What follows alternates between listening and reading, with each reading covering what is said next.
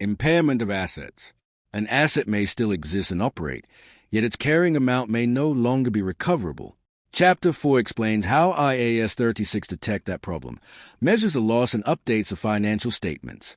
We will calculate recoverable amount, distinguish fair value less cost of disposal from value in use, account for reversals, and allocate an impairment loss across a cash-generating unit. The lesson ends with an original exam-style calculation and a full cross-check.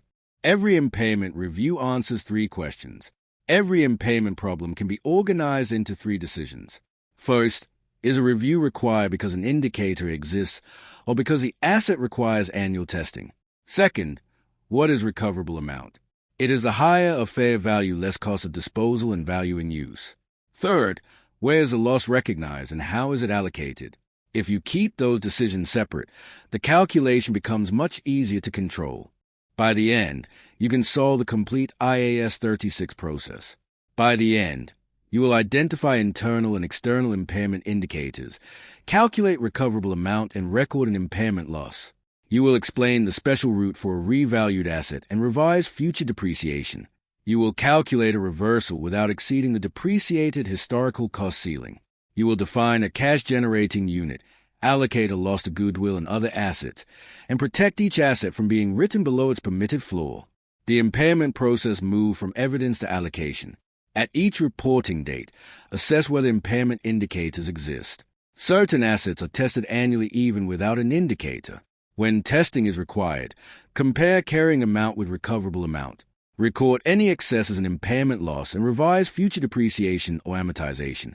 If independent cash inflows cannot be identified for one asset, test the cash-generating unit instead. At later reporting dates, consider whether a previous loss may have reversed. Recoverable amount is the higher of 2 values. An asset is impaired when carrying amount exceeds recoverable amount. Recoverable amount is the higher of fair value less cost of disposal and value in use. We choose the higher because the entity can recover value either by selling the asset or by continuing to use it. The impairment loss is carrying amount minus recoverable amount, but only when that difference is positive. If recoverable amount is higher, there is no impairment loss. Orion Mobility reviews an automated testing line. Orion Mobility owns an automated testing line.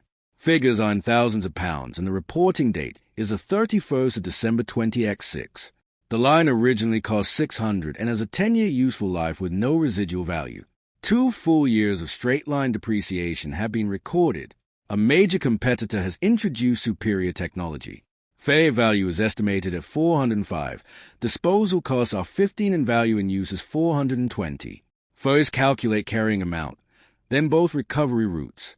Follow the same 5 steps in every impairment calculation. Use 5 steps. Confirm why the test is required. Update depreciation or amortization to the testing date. Calculate fair value less cost of disposal and value in use. Select the higher as recoverable amount. Compare it with carrying amount. Record any loss and revise future depreciation. In cash-generating unit questions, add one more step. Allocate the loss in the required order without breaching asset floors. Indicators can come from outside or inside the entity. At each reporting date, an entity assesses whether there is an indication that an asset may be impaired. External indicators include an unexpected fall in market value, adverse technological, market, economic or legal changes, and rising market interest rates that may reduce value in use.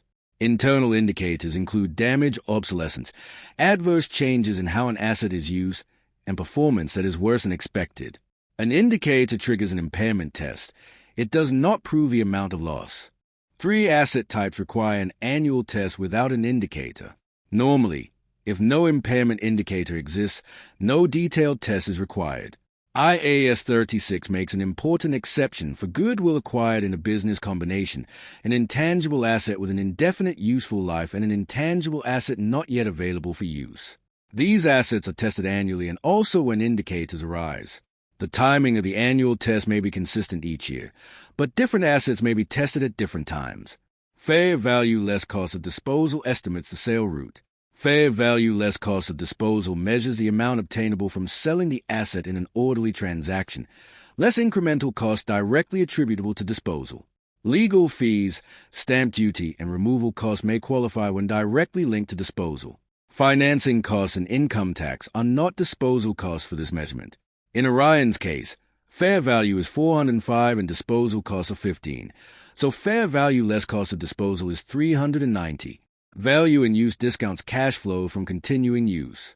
Value in use is the present value of future cash flows expected from using the asset and disposing of it at the end of its useful life.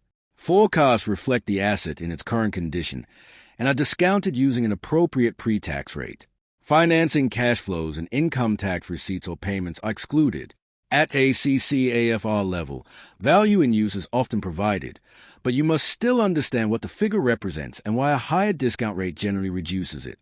Orion's recoverable amount is £420,000.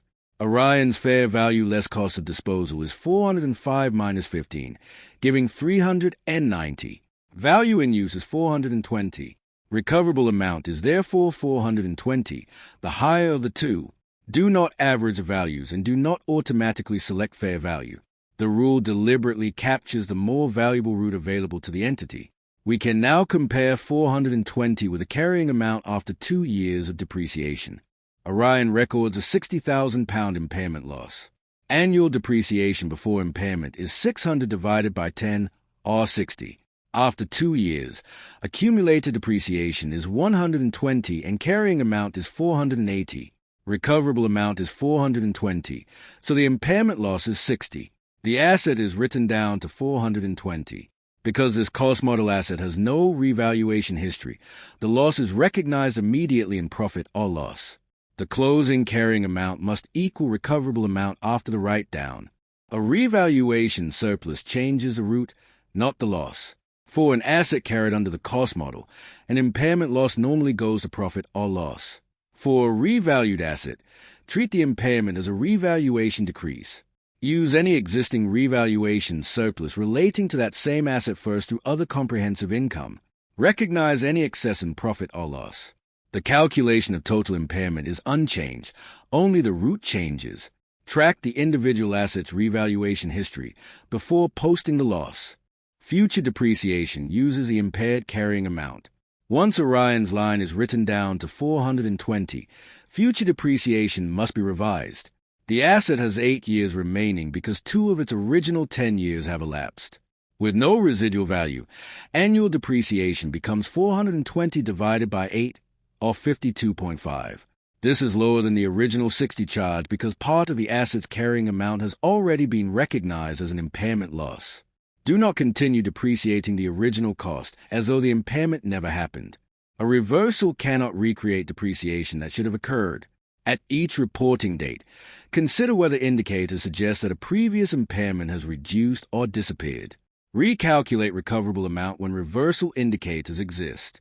A reversal cannot increase the asset above the carrying amount it would have had after normal depreciation or amortization if no impairment had ever been recognized.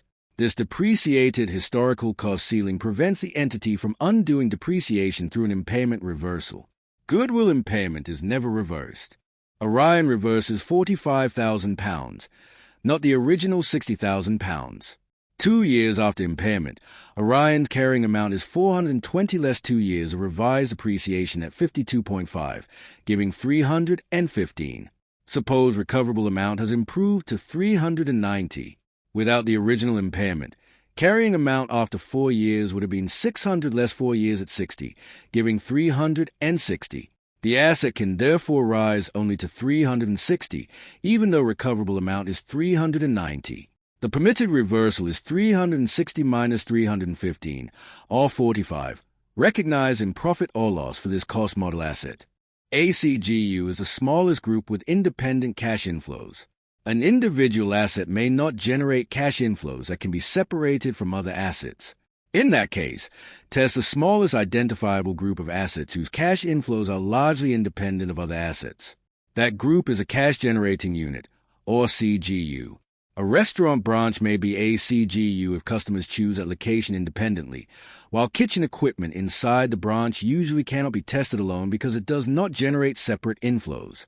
Harbor Cafe CGU has a £70,000 total shortfall. Harbor Cafe's branch CGU has goodwill of 50, a brand of 30, a building of 120, equipment of 60, inventory of 20, and receivables of 20. Figures are in thousands of pounds. Total carrying amount is 300. The equipment includes a separately damaged component requiring a 10 write-down. The CGU recoverable amount is 230. Total impairment is therefore 70. Deal with the specific 10 first, then allocate the remaining 60 across the CGU. Allocate a CGU loss in a strict order. First, recognize any impairment that can be identified for a specific asset. Then compare the adjusted CGU with its recoverable amount. Allocate the remaining CGU loss first to goodwill. After goodwill reaches 0, allocate any balance pro rata to the other eligible assets based on their carrying amounts. Do not allocate a CGU impairment to assets that are outside IAS 36 or already measured at their recoverable amounts under another standard. No asset may be reduced below its recoverable floor. When allocating a CGU loss, do not reduce an individual asset below the highest of its fair value less cost of disposal, its value in use of determinable, and 0. If a proposed allocation would breach that floor, stop at the floor and reallocate the remaining loss to the other eligible assets. This prevents a group-level allocation from producing an individual carrying amount that IAS 36 would not permit. Harbour allocates £50,000 to goodwill first. Start with the 10 specific equipment loss, reducing equipment from 60 to 50. The CGU still needs a further 60 write-down to reach recoverable amount of 230. Allocate 50 of that loss to goodwill, reducing goodwill to 0. 10 remains. Inventory and receivables are already stated at appropriate recoverable amounts, so the remaining 10 is allocated pro rata only across the brand, building, and adjusted equipment. The final £10,000 is allocated pro rata. The eligible pro rata base is brand 30, building 120, and adjusted equipment 50, totaling 200. Allocate the remaining 10 in those proportions. Brand receives 1.5, building receives 6, and equipment receives 2.5. Closing balances are brand 28.5, building 114, and equipment 47.5. Adding those amounts to inventory 20 and receivables 20 gives 230, exactly the CGU recoverable amount. Goodwill closes at 0. Impairment reduces assets now and future charges later. An impairment loss reduces the asset or CGU carrying amount. For a cost model asset, it normally reduces profit immediately. For a revalued asset, use a relevant revaluation surplus first and recognize any excess in profit or loss. Future depreciation or amortization is based on the revised carrying amount. A permitted reversal increases the asset and normally creates income, but goodwill impairment is not reversed. Always explain both the current period effect and the future measurement effect. Pause and solve the impairment decisions. Pause the video and solve this original ACCA with practice. Nova Print owns equipment with a carrying amount of 250. Fair value is 225 and direct disposal costs are 5. Value in use is 205. The equipment has 5 years remaining and no residual value. It is carried under the cost model. Calculate fair value less cost of disposal, recoverable amount, impairment loss, closing carrying amount, and revised annual depreciation. Figures are in thousands of pounds. Then explain the profit and statement of financial position effects. Recoverable amount is a hire of 220 in value in use of 205, so it is 220. The impairment loss is carrying amount 250 minus 220, giving 30. Closing carrying amount is 220, and the cost model loss goes to profit or loss. Revised annual depreciation is 220 divided by 5, or 44. The cross-check is that the closing asset equals recoverable amount after impairment.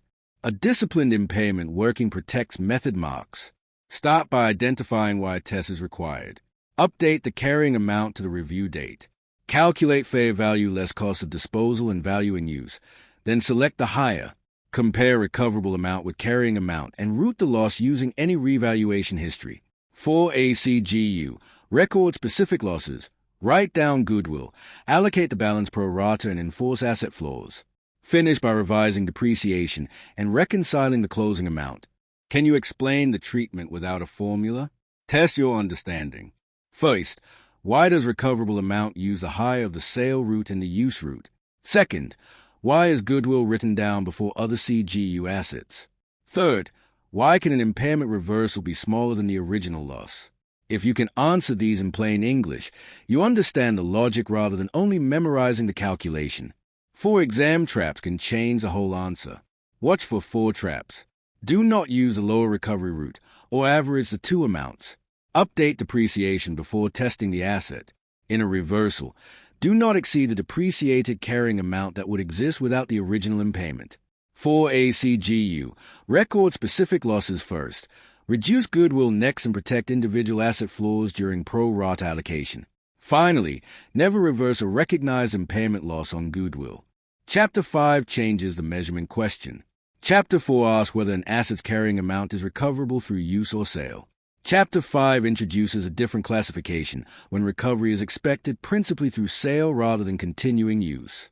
It covers non-current assets held for sale and discontinued operations under IFAS 5.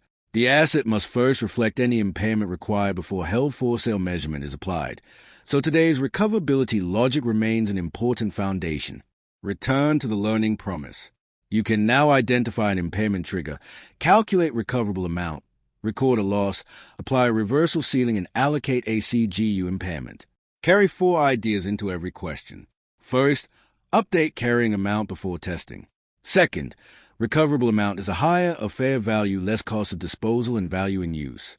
Third, a reversal cannot exceed a carrying amount that would exist without the original impairment, and goodwill losses are not revised. Fourth, for a CGU, record specific losses, reduce goodwill, and allocate the remainder pro rata without breaching asset flaws. Orion's carrying amount fell from 480 to 420, and its later reversal was capped at 45. Harbor's 70 loss reconciled exactly to a closing CGU of 230. Complete one-timed impairment question, then continue to Chapter 5, non-current assets held for sale and discontinued operations.